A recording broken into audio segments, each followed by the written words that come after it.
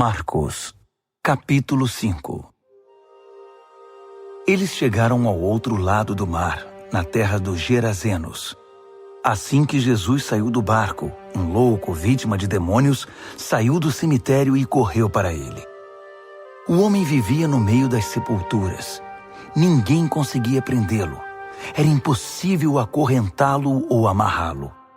Ele fora amarrado muitas vezes com cordas e correntes, mas quebrava as correntes e arrebentava as cordas. Ninguém era forte o bastante para subjugá-lo. Noite e dia, vagava entre as tumbas e pelas colinas, gritando e cortando o próprio corpo com pedras pontiagudas. Quando ele viu Jesus, correu na direção dele e curvou-se reverentemente. Depois, rugiu em protesto.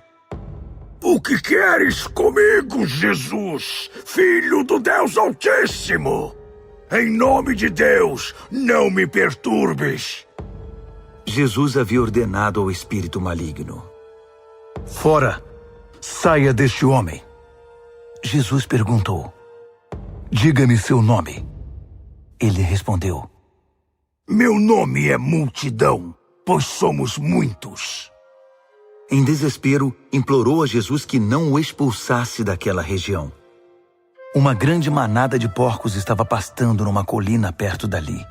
Os demônios então suplicaram a Jesus: Manda-nos para os porcos, permita que vivamos neles. Jesus permitiu. Mas aos porcos aconteceu pior do que ao homem. Enlouquecidos, correram, pularam de um penhasco, caíram no mar e se afogaram. Aterrorizados, os que cuidavam dos porcos saíram em disparada e contaram o incidente na cidade e na região. Todos queriam ver de perto o que havia acontecido. Eles encontraram Jesus e viram um louco assentado, usando roupas decentes e em perfeita saúde, não mais como alguém fora do juízo. Os que haviam presenciado a cena contaram aos outros o que acontecera ao endemoniado e aos porcos. No princípio, os curiosos ficaram impressionados. Depois, ficaram revoltados por causa dos porcos que haviam perdido e imploraram a Jesus que saísse dali e nunca mais voltasse. Jesus estava indo para o barco e o homem que fora liberto dos demônios pediu para acompanhá-lo, mas o mestre não o permitiu. Em vez disso, aconselhou: Vá para casa, para seu povo. Conte-lhes o que o mestre, num gesto de misericórdia, fez por você. O homem voltou e, na área das 10 cidades, dava testemunho do que Jesus havia feito por ele. Ele se tornou o assunto da cidade. Após a travessia, uma imensa multidão formou-se à beira-mar. Um dos líderes da sinagoga, chamado Jairo, foi falar com Jesus. Ajoelhou-se diante dele e suplicou: Minha filhinha está à beira da morte. Vem comigo e impõe as mãos sobre ela para que melhore. Jesus foi com ele, e a multidão inteira os acompanhou, apertando-o e empurrando-o. Uma mulher que estava sofrendo de hemorragia havia 12 anos ouviu falar de Jesus. Muitos médicos haviam tratado dela, mas sem sucesso. Levaram todo o seu dinheiro e a deixaram pior que antes. Ela esgueirou-se por trás dele e tocou sua roupa. Ela pensava: Basta eu tocar em sua roupa para ficar boa. No momento em que o tocou, a hemorragia parou. Ela pôde sentir a mudança. Sabia que estava livre daquele mal. No mesmo instante, Jesus sentiu que dele saíra poder. Voltou-se para a multidão e perguntou: Quem tocou minha roupa?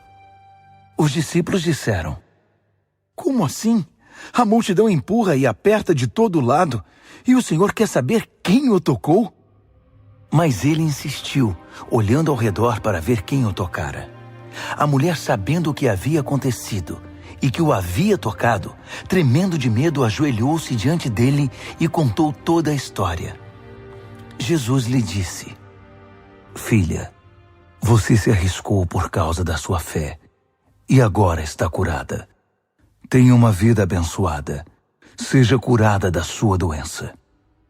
Enquanto ele ainda falava, algumas pessoas chegaram da casa do líder da sinagoga e informaram: "Sua filha morreu.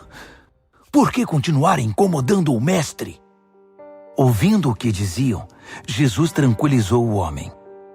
"Não dê atenção a eles. Apenas confie em mim." Ele não permitiu que ninguém fosse com ele, exceto Pedro, Tiago e João. Entraram na casa, abrindo caminho entre os fofoqueiros, sempre ávidos por uma novidade, e pelos vizinhos que haviam trazido comida.